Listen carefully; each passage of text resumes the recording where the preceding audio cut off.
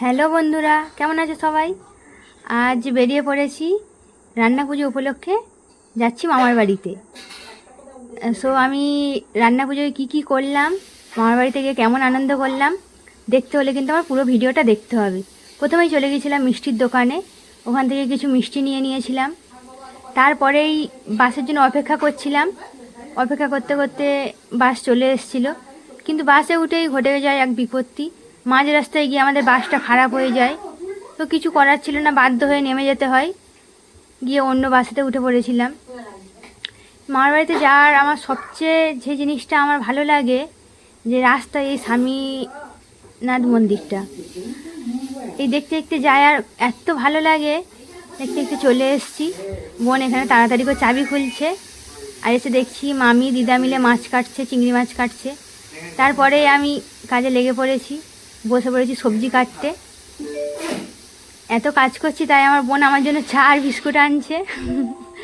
সামান্য একটু চায়ের বিরতি নিয়েই আবার লেগে পড়েছি কাজে। আমাকে দিয়েছে হাঁড়ি ঘষার দায়িত্ব। কী যে বিরক্তিকর কাজ! আর এদিকে মামি নারকেল করাচ্ছে, আর ওদিকে দুই ভাই বোনের অবস্থা দেখো। ওরা শুনেছে আমার মা আসবে, সমানে পাইচারি করছে। পিসি এখনো আসেনি কেন, কত দূর আছে, কখন আসবে? তার মধ্যে মা চলে এসছে, আর দাদু এদিকে আলটা পাকাচ্ছে। আর মামি বসিয়ে দিয়েছে পুজোর হাঁড়ির ভাত। পুজোর হাঁড়ির ভাত করতে করতে কথা বলতে নেই, তাই মামি চুপচাপ ভাত করছে। আর এদিকে আমাকে দিয়েছে এত মাছ ভাজার দায়িত্ব। মাছ ভাজতে শুরু করে দিয়েছি।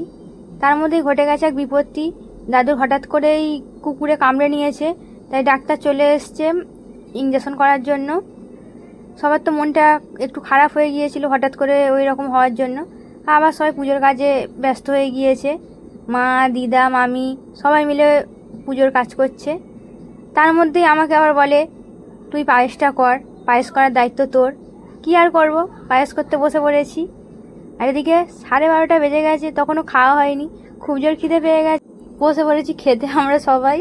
খাওয়া দাওয়া শেষ করার পরেই দেখতেই পাচ্ছ আমরা সবাই মিলে একটু নাচাগানা করছিলাম। মানে আমাদের অনুষ্ঠান আনন্দ মানে একটু নাচ গান। তো রান্নার ফাঁকে ফাঁকে আমরা সবাই মিলে একটু নেচে নিচ্ছিলাম। তো নাচ মানে সে কি নাচ, সবাই মিলে তো ঘন্টা দিনেক নেচেছি। তো তার ফাঁকে ফাঁকে রান্নাও হচ্ছিল। তো ওই করতে করতে আমাদের অনেকটাই দেরি হয়ে গিয়েছিল। তারপরে আমরা তার ফাঁকে একটু থামস আপ খেয়ে নিচ্ছিলাম। এরপরেই তখন 2:30 বাজে, তাও আমাদের কুমড়োর তরকারি হয়নি। মামি আর আমি, দিদা সবাই মিলে তখনও করছি। তারপরে 3:50 বাজে আলটিমেটলি আমাদের রান্না শেষ হলো। মামি শাক ভাজিয়ে রান্না শেষ করলো। কেমন হয়েছে ভিডিওটা অবশ্যই জানাবেন। টাটা।